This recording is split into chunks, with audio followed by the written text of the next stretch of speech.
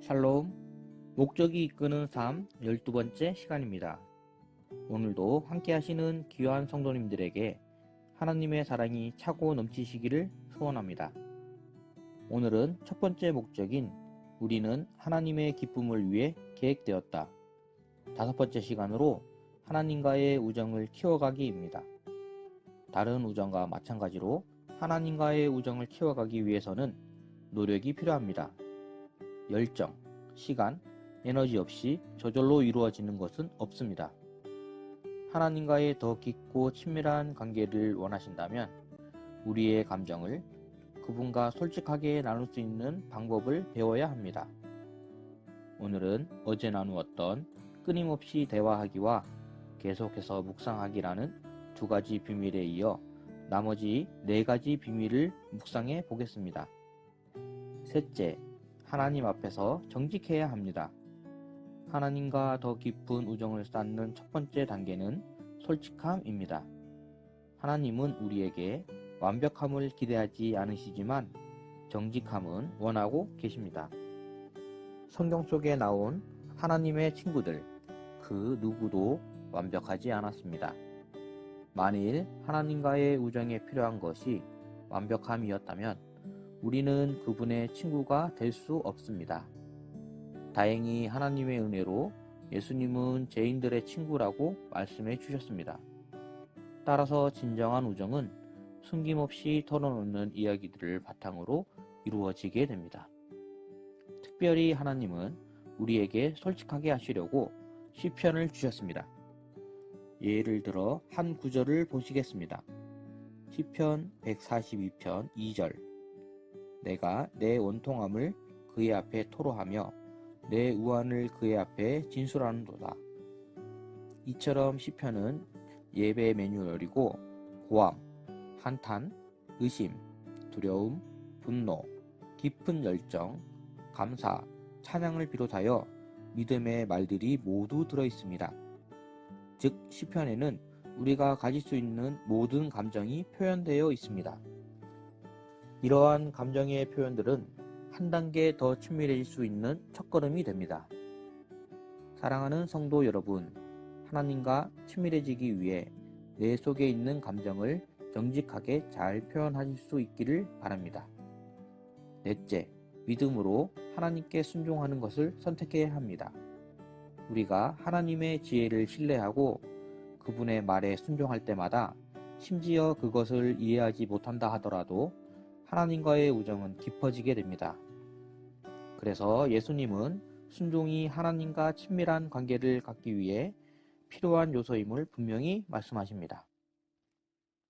요한복음 15장 14절. 너희는 내가 명하는 대로 행하면 곧 나의 친구라. 우리가 하나님의 친구이기는 하지만 그분과 동등한 관계는 아닙니다. 그분은 우리를 사랑하는 지도자시고 우리는 그분을 마땅히 따라야 하는 제자이기 때문입니다. 여러분 꼭 기억하십시오. 우리가 순종하는 것은 의무, 두려움, 강요에 의한 것이 아닙니다. 우리가 용서받았고 형벌에서 자유로웠기 때문에 사랑으로 순종하는 것이며 이러한 우리의 순종은 큰 기쁨을 가져옵니다. 여러분, 예수님이 공생애를 시작하시기 전까지 무엇을 하셨는지 아십니까? 누가복음 2장 51절. 예수께서 함께 내려가사 나사렛에 이르러 순종하여 받드시더라.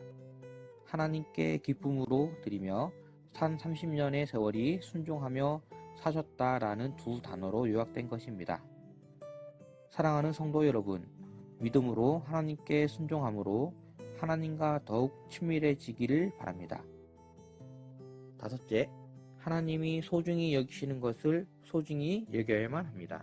하나님과 진정한 친구가 될수록 하나님이 신경 쓰시는 부분들에 대해 더 신경 쓰고 하나님이 슬퍼하시는 문제들에 대해 함께 슬퍼하며 하나님을 기쁘시게 하는 것에 대해 함께 기뻐하게 될 것입니다. 이것의 가장 좋은 예는 바울입니다. 하나님의 관심거리는 그의 관심거리였고 하나님의 열정이 그의 열정이었습니다. 그렇다면 하나님이 가장 관심을 기울이시는 것은 무엇일까요?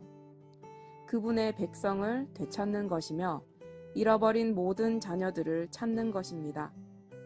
왜냐하면 하나님은 이 일을 위해 독생자 아들을 보내셨고 예수님이 이 땅에 오신 진정한 이유이기 때문입니다.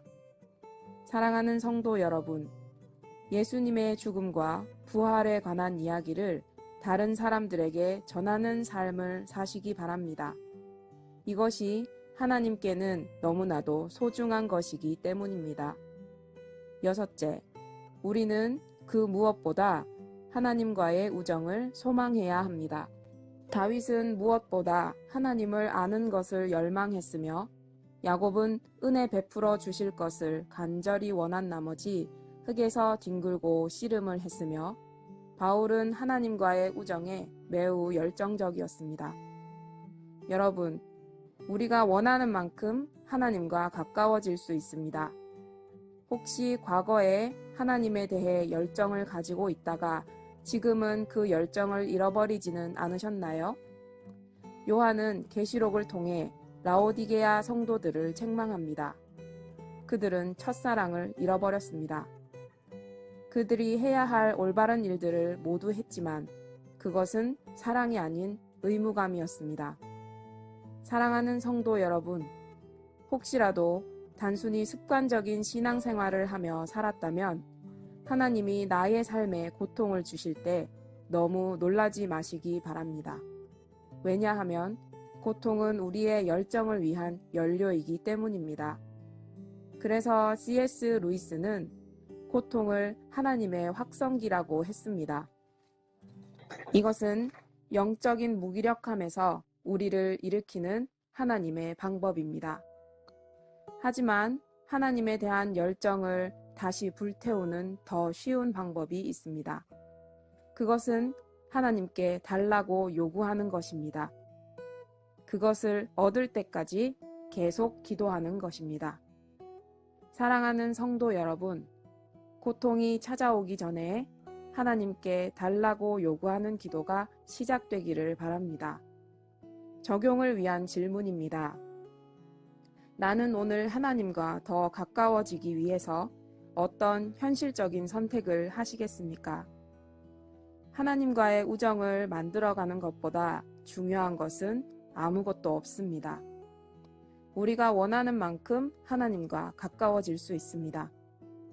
오늘도 함께 하신 귀한 성도님들께 감사를 드립니다. 하나님과 더 가까워지기 위해 내일을 또 기대하시고 함께 하시기 바랍니다. 감사합니다.